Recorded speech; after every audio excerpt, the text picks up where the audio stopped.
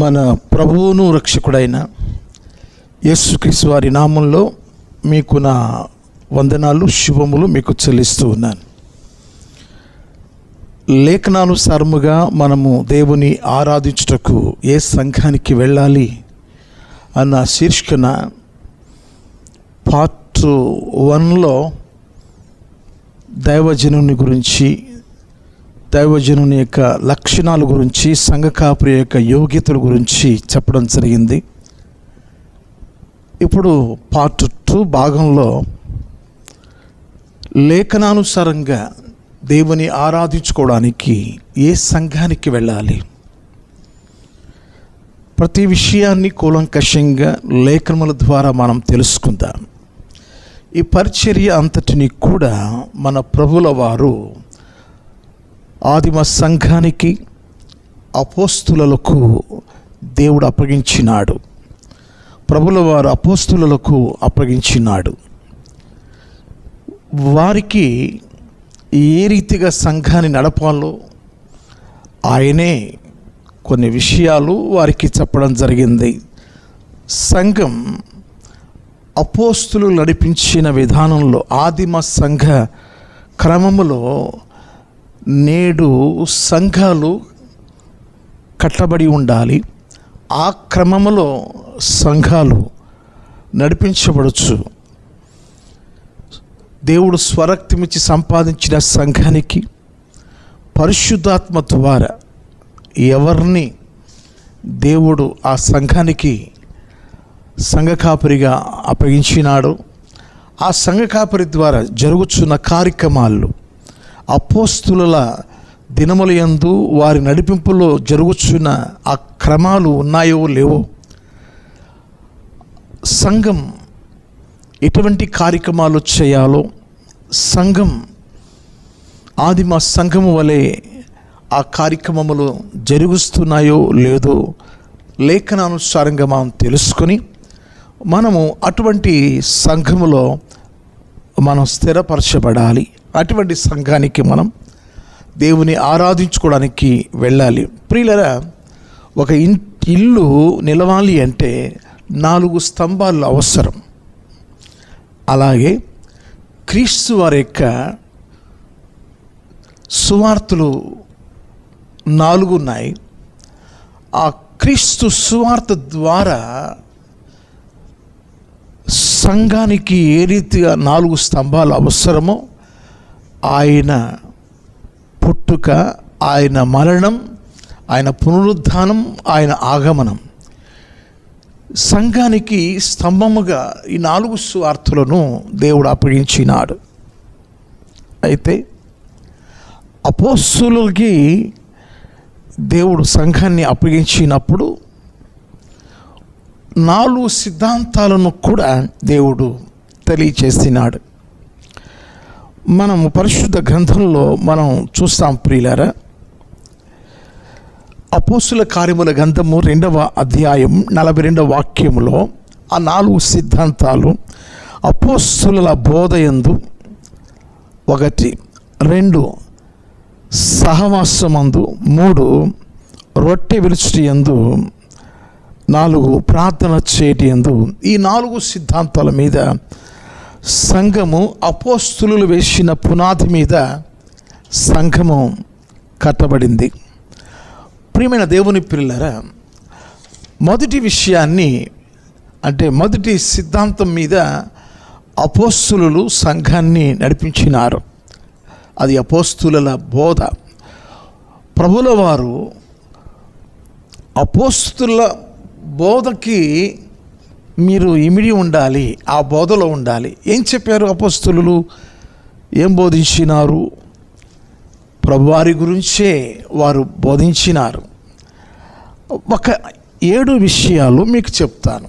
అపోస్తుల బోధ సంఘములో బోధించబడాలి. మనం వెళ్ళే సంఘములో అపోస్తుల బోధ ఉండాలి. ఆ బోధలు ఒక 7 రకాలుగా ఉన్నాయి. వాటిని గురించి నేను వివరిస్తాను ప్రియులారా. మనం ఆ పెంతెకొస్తు దినమున అపోస్తల కార్యముల గ్రంథం 2వ అధ్యాయం 22 నుండి 35 వచనాల్లో వారు పరిశుద్ధాత్మను పొంది ఆ ఆత్మ ద్వారా పేతురు గారు, అపోస్తలుడైన పేతురు గారు ప్రకటించిన ఆ సువార్త, ప్రభువును గురించిన సువార్త వారు విన్న తర్వాత ఆ ప్రజలు ఏమయ్యారు అంటే మనం చూస్తాం. ఆ విన్న తర్వాత ఆ ప్రజలు అపోస్తల కార్యముల గ్రంథం 2వ అధ్యాయం 37 వాక్యంలో ఆ బోధ విన్నవారు నొచ్చుకున్నారు అని ఉంది. నొచ్చుకున్నారు అంటే ఆ వాక్యము ద్వారా వారు పొడవబడ్డారు. అంటే ఏ సంఘము నొచ్చుకునేటట్టు, పొడవబడినట్టు క్రీస్తు సత్య సువార్త బోధింపబడతాదో ఆ సంఘం క్రీస్తు బోధ చేస్తుంది అని అర్థం. చూసారా, ప్రభువుని గురించి బోధించుచున్న ఆ బోధ వారిని పొడిచినట్టు, వారు పొడవబడినట్టు, వారు నొచ్చుకున్నట్టు మనం చూసాం.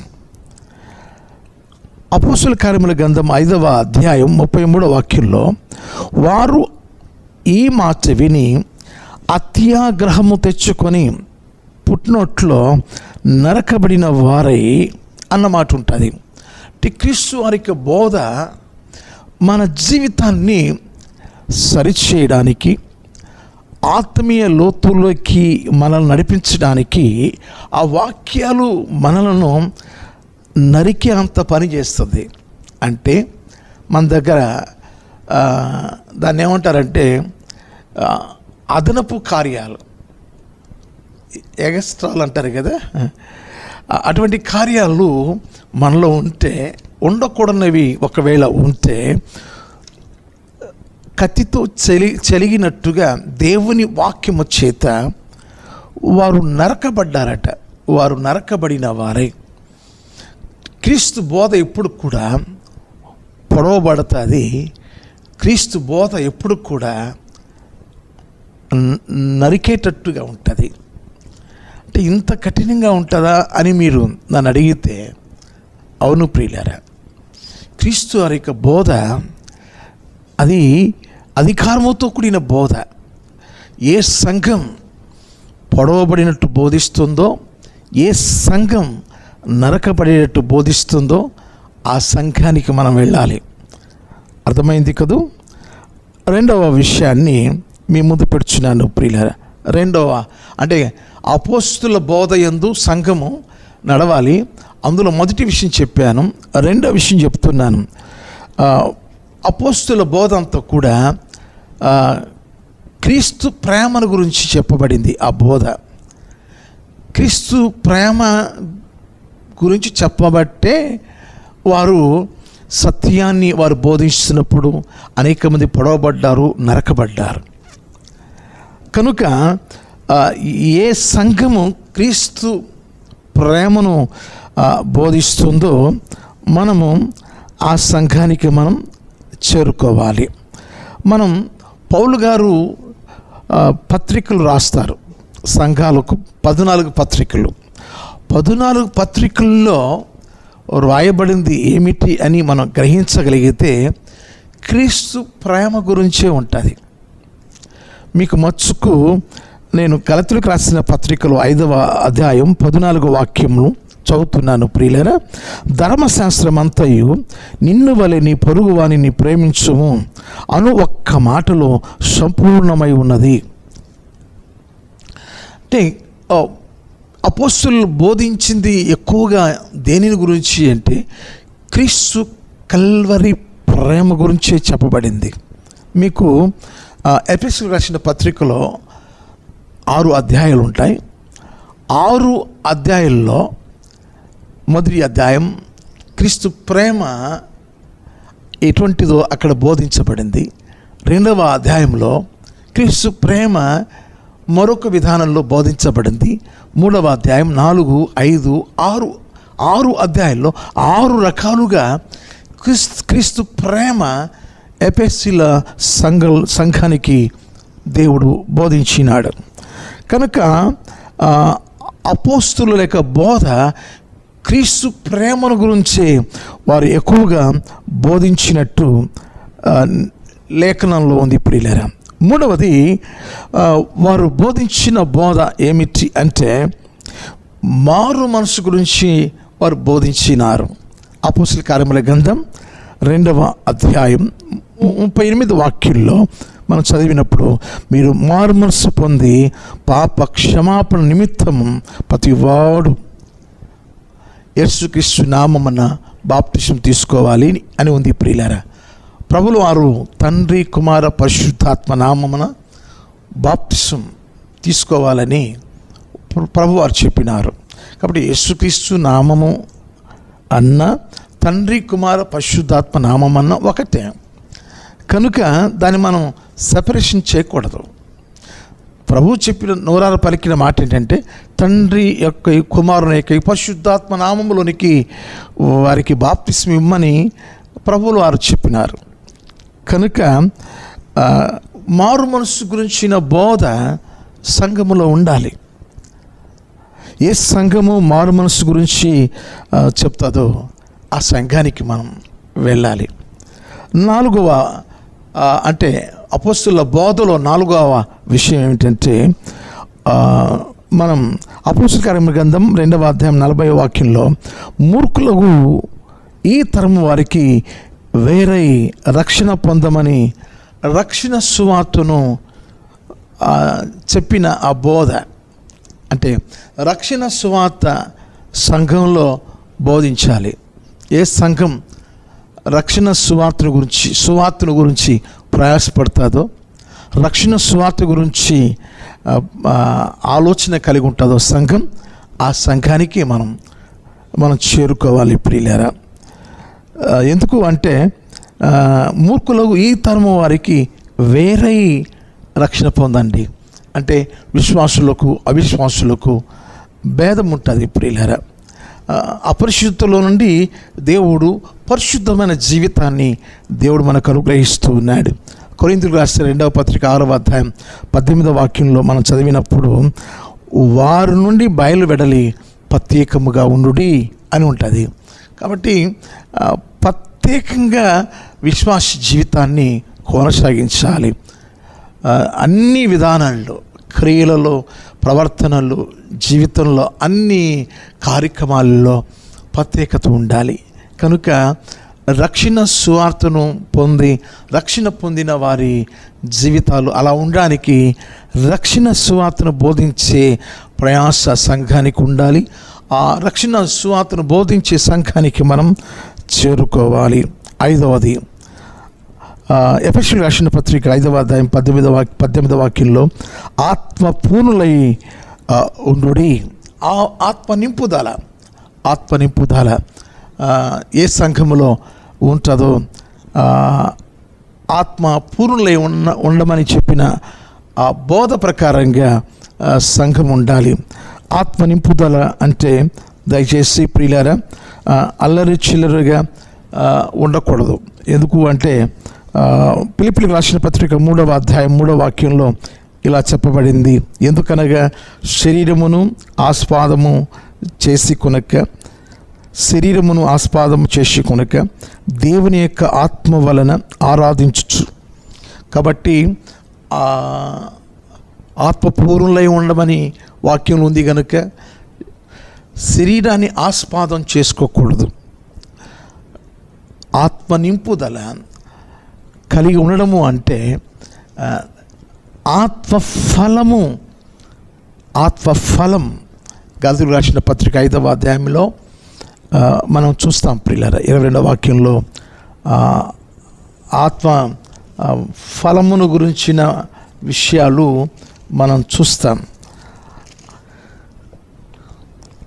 ఆత్మ ఫలము ఏది అంటే మొదటిది ప్రేమ. ఈ ప్రేమ చేత ఏ సంఘము నింపబడుతుందో అది ఆత్మ నింపుదల. అంటే ఆత్మ ఫలం అనబడే ప్రేమతో నింపబడటం. రోమిలకు రాసిన పత్రిక 5వ అధ్యాయంలో 5వ వాక్యంలో ఉంది. ఏమని ఉంది అంటే, పరిశుద్ధాత్మ ద్వారా మీ హృదయాలలో క్రీస్తు ప్రేమ కుమ్మరింపబడి ఉన్నది. అది నింపుదల, క్రీస్తు ప్రేమ నింపుదల, క్రీస్తు ప్రేమ నింపుదల. పరిశుద్ధాత్మ ద్వారా క్రీస్తు ప్రేమ నింపుదల ఎవరిలో అయితే ఉంటుందో, ఏ సంఘములో అయితే ఉంటుందో ఆ సంఘానికి మనం చేరుకోవాలని లేఖనం చాలా స్పష్టంగా ఉంది. లేదంటే మేము అల్లరి చిల్లరిగా గందరగోళంగా అని కొన్ని సంఘాల్లో అల్లరిగా ఉంటుంది. అది అంత మంచిది కాదు. కొరింథీయులకు రాసిన మొదటి పత్రికలో మనం చూస్తాం 14వ అధ్యాయంలో 33వ వాక్యములో ఏముందంటే, సంఘములలో ఆయన సమాధానమునకు కర్త కానీ అల్లరికి ఆయన కర్త కాడు. కనుక కొరింథీయులకు రాసిన మొదటి పత్రిక 13వ అధ్యాయం 1వ వాక్యంలో, మనుషుల భాషలతోనూ దేవదూతల భాషలతోనూ నేను మాట్లాడినను ప్రేమ లేని వాడనైతే మురోగేడు కంచును గణగణలాడు తాళమనై ఉంటును. అదండి ప్రేమ అండి. భాషల కంటే, కృపావరముల కంటే క్రీస్తు ప్రేమ అది శాశ్వతమైనది. ఆ ప్రేమతో నింపబడిన సంఘానికి మనం వెళ్ళాలి. ప్రేమ అంటే అండి, మన ఎదుట ఎవరు ఎంతటి ఘోర కృత్యములు చేసినా క్షమించుకోవడం. ఏ సంఘం అయితే ఒకరికొకరు క్షమించుకొని వందనాలు పెట్టుకుంటూ ఆత్మ నింపుదలతో, అనగా ప్రేమతో నింపుదల ప్రేమ కలిగి ఉంటుందో ఆ సంఘానికి వెళ్ళాలి. నెక్స్ట్, అపోస్తలులు బోధించిన బోధలో 5 విషయాలు మీరు విన్నారు. ఇప్పుడు అపోస్తలుల బోధలో ఉన్న 6వ విషయాన్ని ఇప్పుడు మనం విందాం ప్రియులారా. సంఘము క్రీస్తు 2వ రాకడ కోసం సిద్ధపడి ఉండాలి. క్రీస్తు 2వ రాకడ కోసం ఎలా సిద్ధపడాలి?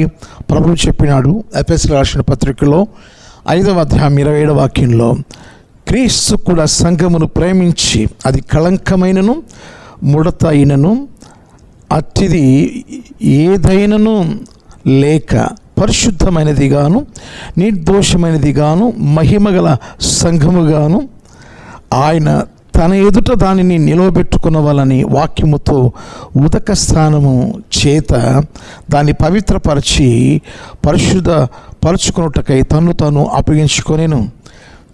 తన ఎదుట 2వ రాకడలో ఆయన ఎదుట నిలబడే సంఘం అది పరిశుద్ధమైన సంఘంగా, మహిమగల సంఘంగా ఉండడానికి ఆయన తన్ను తాను అప్పగించుకున్నాడు. 2వ రాకడ కోసం సంఘం సిద్ధపడి ఉండాలి. పరిశుద్ధంగాను మహిమగల సంఘంగాను సిద్ధపడి ఉండాలి. అంత మాత్రమే కాదు ప్రియులారా, మరొక మాట కూడా మీకు జ్ఞాపకానికి తీసుకొస్తూ ఉన్నాను. తన ఎదుట నిలవబెట్టుటకు సంఘమును పరిశుద్ధులుగాను నిర్దోషులుగాను నిరపరాధులుగాను నిలవబెట్టుటకు ఆయన మాంసాయుక్తమైన దేహమందు మరణం వలన ఇప్పుడు మిమ్మల్ని సమాధానపరిచాను. కాబట్టి నిర్దోషంగా నిరపరాధులుగా ఆయన ఎదుట పరిశుద్ధంగా నిలవబెట్టుటకు మాంసాయుక్తమైన దేహమందు ఆయన బలైపోయాడు. ఎందుకు ఆయన మరణించాల్సి వచ్చిందంటే, తన ఎదుట సంఘము నిర్దోషంగా నిరపరాధంగా పరిశుద్ధంగా మహిమ కలిగిన సంఘంగా ఉండాలని అలా దాన్ని సిద్ధపరిచి తన దగ్గర ఉండడానికి ఆయన ఆయత్తపరిచి ఉన్నాడు. కనుక ఆ సంఘం జ్యేష్ఠుల సంఘమై ఉండాలని హెబ్రీయులకు రాసిన పత్రికలో 12వ అధ్యాయం 23వ వాక్యంలో ఉంది. పరలోకమందు రాయబడి ఉన్న జ్యేష్ఠుల సంఘంలో మీరు చేర్చబడాలి అని ప్రభువు కోరుచున్నాడు. కనుక నిర్దోషంగాను నిరపరాధులుగాను పరిశుద్ధంగాను మహిమగల సంఘంగా రాకడ కొరకు ఆయత్తపడి ఉండాలి. మంచిది ప్రియులరా. ఇటువంటి విషయాలు దేవుడు మనతో చాలా స్పష్టంగా ఆయన బోధిస్తూ ఉన్నాడు. కనుక మలాకి గ్రంథంలో 3వ అధ్యాయం 2వ వాక్యంలో చాకలవాణి సబ్బు వంటి వాడు ప్రభువు, కాబట్టి ఆయన బట్టలను పరిశుద్ధపరిచే సబ్బు ఏ రీతిగా ఉంటుందో అదే రీతిగా మన జీవితాలను కూడా ఆయన తన ఎదుట తన సంఘాన్ని నిలబెట్టుకోవడానికి రోజు రోజు ఆయన తన వాక్యము ద్వారా, ఆత్మ ద్వారా, యేసుక్రీస్తు వారి యొక్క రక్తం ద్వారా ఆయన పరిశుద్ధపరుస్తూ ఉన్నాడు. కాబట్టి 6వది అపోస్తుల బోధలో రాకడ గురించిన సిద్ధపాటు ఉండాలి. 7వది అంటే అపోస్తుల బోధలో 7వది దేవుని రాజ్యాన్ని గురించిన బోధ. అంటే ఆ రాజ్యం ఎలా ఉంటుంది, ఆ బోధ సంఘం బోధించాలి. ఏప్రిల్ రాసిన పత్రికలో 13వ అధ్యాయం 14వ వాక్యంలో నిలవరమైన పట్టణం మనకి ఇక్కడ లేదు కానీ ఉండబోవు దాని కోసం ఎదురు చూచుచూ ఉన్నాం అని రాయబడి ఉంది. కాబట్టి నిలవరమైన పట్టణం అది, దానికోసం మనం ఎదురు చూస్తూ ఉన్నాం. అంటే ఆయన రాజ్యం అది ఎటువంటిది అంటే అది శాశ్వతమైనది.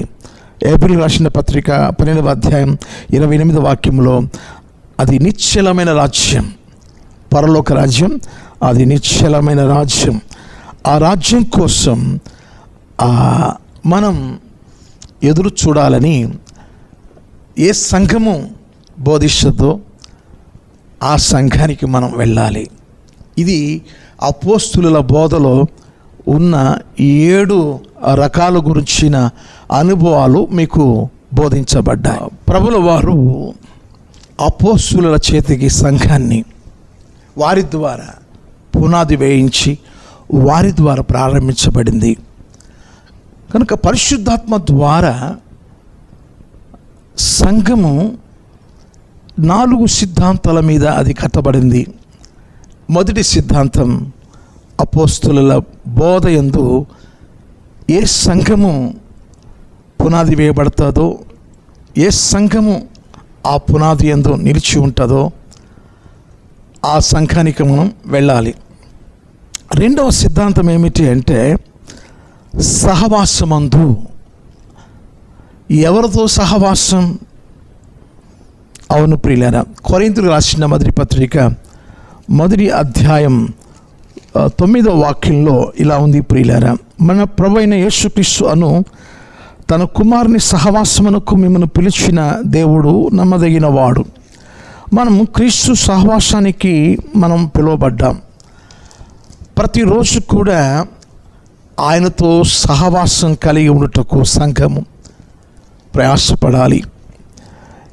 కొరింథీయులకు రాసిన మొదటి పత్రిక 7వ అధ్యాయం 24వ వచనంలో, సహోదరులారా, ప్రతి మనుష్యుడును ఏ స్థితిలో పిలువబడును ఆ స్థితిలోనే దేవునితో సహవాసం కలిగి ఉండవలెను. 2వ సిద్ధాంతము ఏమిటి అంటే సంఘానికి దేవుడిచ్చిన సిద్ధాంతం సహవాసం కలిగి ఉండాలి. దేవునితో ఎప్పుడు సహవాసం కలిగి ఉండాలి. కొంతమంది ఆదివారం ఆరాధన ఏర్పాటు చేస్తారు, మళ్ళీ ఆదివారం ఆరాధనకు తలుపులు తీస్తారు. ఆదివారాన ఆ రోజు కూడుకుంటారు. కానీ ప్రతిరోజు క్రీస్తుతో సహవాసం కలిగి ఉండాలి సంఘం. మనం అపోస్తుల కార్యముల గ్రంథంలో 2వ అధ్యాయం 46వ వాక్యంలో ప్రతి దినము ఆదిమ సంఘములో ఉన్న విశ్వాసులు ప్రతిదినం కూడుకునేవారు. ప్రతిరోజు ప్రభుల వారితో మనం సహవాసం చేసుకోవాలి. ఎలాగూ అంటే ఆయనతో మనం ప్రార్థన చేస్తున్నప్పుడు ఆయనతో మనం మాట్లాడుతున్నాం. ఆయన పరిశుద్ధ గ్రంథాన్ని మనం చదువుతున్నప్పుడు ఆ గ్రంథం ద్వారా ప్రభువు మనతో మాట్లాడతాడు. మనం దేవునితో మాట్లాడేది ప్రార్థన, ఆయన మనతో మాట్లాడేది దేవుని యొక్క లేఖన పఠనం. అయితే సంఘములో నియామక కూడికలు జరగాలి. వారంలో నియామక కూడికలు, విలాప వాక్యములు 1వ అధ్యాయం 4వ వాక్యం. అక్కడ ఉన్న మాట ఏంటంటే నియామక కూడికలు. వార దినాల్లో నియామక కూడికలు ఉంటాయి. బైబిల్ స్టడీ అని, స్త్రీల కూడిక అని, విజ్ఞాపన ఉపవాస కూడిక అని, కుటుంబ ఆశీర్వాద కూడిక అని, ప్రత్యేకమైన కూడికలు అంటే కృతజ్ఞత గృహ కూడికలు ఉంటాయి. ఇలాగా ఈ యొక్క కూడికల్లో, నియామక కూడికల్లో, వారదినాల్లో జరుగుతున్న కూడికల్లో ఏ సంఘం మరి ఎక్కువగా ప్రభువుతో సహవాసం చేస్తుందో ఆ సహవాసంలో మనం చేర్చబడాలి. ఎందుకు అంటే మాటి మాటికి సంఘము ఎందుకు కూడుకోవాలి అంటే యోబు గ్రంథం 22వ అధ్యాయం 21వ వాక్యంలో ఆయనతో సహవాసము చేసిన యెడల సమాధానము కలుగును, అలాగే నీకు మేలు కలుగును. ఆయనతో సహవాసం చేయడం వలన సంఘానికి సమాధానం దొరుకుతుంది. మేలుకరంగా ఆ సంఘానికి దేవుడు ఆశీర్వాదములను దేవుడు అనుగ్రహిస్తాడు. క్రీస్తునందు నా ప్రియమైన దేవుని పిల్లలారా, అది 2వ సిద్ధాంతం. సహవాసమందు, ప్రభువుతో సహవాసమందు ఏ సంఘము ఆసక్తి చూపుతుందో ఆ సంఘానికి మనం చేరుకోవాలి. 3వ సిద్ధాంతం రొట్టె విరుచుట. ఆదిమ సంఘములు ప్రతిరోజు రొట్టె విరిచేవారు. అది సహవాస రొట్టె అంటారు దాన్ని. ప్రతిరోజు రొట్టె విరిచేవారు. అయితే రొట్టె విరుచుట ఎందు అంటే దాని అర్థం ఏమిటంటే క్రీస్తు యొక్క మరణ పునరుత్థానాన్ని గురించి ఆదిమ అపోస్తులు ఆదివారమున ఆరాధనలో రొట్టె విరిచారు. అది అపోస్తుల కార్యముల గ్రంథం 20వ అధ్యాయం 7వ వాక్యములు. ప్రతి ఆదివారమున రొట్టె విరుచుటకు కూడినప్పుడు అంటే ఆరాధనలో రొట్టె విరవాలి. ఆదివారం ఆరాధనకు వచ్చినప్పుడు ఆరాధనలో రొట్టె విరిచే కార్యక్రమం ఉండాలి. సంఘము ఏ సంఘమైతే ఆ రొట్టె విరుచుట ఆ కార్యక్రమము ఆరాధనలో కనబడుతుందో ఆ సంఘానికి మనం చేరుకోవాలి. ప్రియమైన దేవుని పిల్లలారా, ప్రతి ఆదివారమున ఆదిమ అపోస్తులు రొట్టె విరిచినారు. ప్రతి ఆదివారాన్న మనము కూడా ఏ సంఘము ప్రతి ఆదివారమున రొట్టె విరుస్తుందో, ప్రభు శరీరంలో ప్రభు రక్తంలో పాలు పంపులు పొందుతుందో ఆ సహవాసానికి మనం చేర్చబడాలి. ఇవి నేను లేఖనముల ఆధారంగా చెప్పుచున్నానే కానీ మరొకటి కానే కాదు. ప్రియులారా, రొట్టె మనం విరుచుకొని మనం తీసుకోవాలి. ఎవరు విరిచి నోట్లే వేస్తాడు అది కాదు. ఇక్కడ ఏముందంటే రొట్టె విరుచుకోవాలి. రొట్టె విరుచుకొని ఆ సహవాసంలో మనము ఆదివారాన పాలు పంపులు పొందాలి. అలా ఆ సంఘము ఉండాలని వాక్యం చెప్తుంది. తర్వాత 4వది చాలా ప్రాముఖ్యమైన సిద్ధాంతం. 4వ సిద్ధాంతం అదేంటి అంటే ప్రార్థన చేయటి యందు ఎడతెగక ఉండాలి. ప్రియులారా, అపోస్తుల బోధ యందు 1, సహవాసమందు 2, 3వది రొట్టె విరుచుట యందు, 4వది ప్రార్థన చేయటి యందు ఎడతెగక ఉండాలి. ప్రార్థన చేయటి యందు ఎడతెగక సంఘం తాపత్రయం కలిగి ఉండాలి. లేవియా ఖండం 6వ అధ్యాయం 13వ వాక్యంలో బలిపీఠం మీద అగ్ని నిత్యము మండుచుండవలెను, నా మందిరము ప్రార్థన మందిరము అనబడును అని లేఖనంలో ఉంది. యెషయా గ్రంథం 56వ అధ్యాయం 7వ వాక్యంలో. అలాగే మత్తయి సువార్తలో కూడా మనం చూస్తాం ప్రియులారా, నా మందిరం ప్రార్థనా మందిరము అనబడును అని. ఈ యొక్క ప్రార్థనా మందిరంలో ఎడతెగక ప్రార్థన ఉండాలి. ఎల్లప్పుడూ నిత్యం ప్రార్థన ఆసక్తి కలిగి ఉండాలి సంఘం. 141వ కీర్తన 2వ వాక్యంలో, నా ప్రార్థన ధూపం వలె, ప్రతిరోజు ధూపం వేయాలి. ఆయన ఏర్పరచుకున్న సిద్ధాంతం ఇది. అపోస్తలులకు అప్పగించిన సిద్ధాంతం. ఏ సంఘమైతే ప్రార్థన ధూపం, అగ్ని ఆరిపోకుండా బలిపీఠం మీద ప్రార్థన ధూపం వేస్తుందో ఆ సంఘానికి మనం వెళ్ళాలి. ప్రియులారా, మనం చూస్తాం అపోస్తల కార్యముల గ్రంథంలో 2వ అధ్యాయం 46వ వాక్యంలో, ప్రతిరోజు వారు కూడుకుంటారంట. ప్రతిరోజు ఎందుకు కూడుకుంటున్నారు? ప్రార్థన ధూపం వేయడానికి. మనం ప్రార్థనలో ఎడతెగక ఉండాలి అంటే, కొన్ని సంఘాలలో 3 దినాలు ఉపవాస కూడిక, 7 రోజులు ఉపవాస కూడిక, 9 రోజులు, 14 రోజులు, 15 రోజులు, 21 రోజులు, 40 రోజులు, ఇలాగా ఉపవాస కూడికలు, ప్రార్థనా కూడికలు ఏర్పాటు చేస్తారు. ఆల్ నైట్ ప్రేయర్స్ ఏర్పాటు చేస్తారు.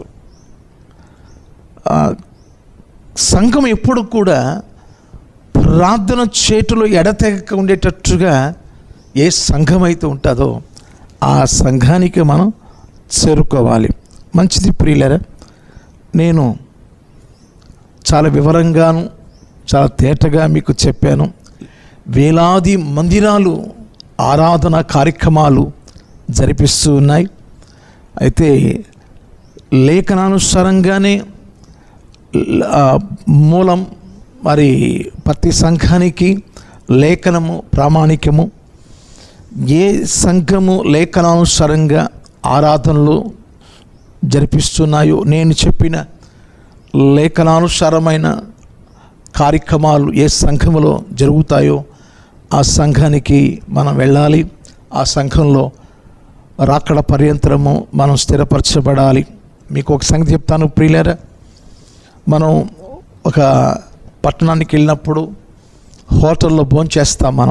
హోటల్లో మనం భోంచేస్తాం. మంచిగా ఉంటే రుచికరమైన భోజనం ఎంత వెల పెట్టైనా మనం ఆ యొక్క హోటల్లో భోంచేస్తాం.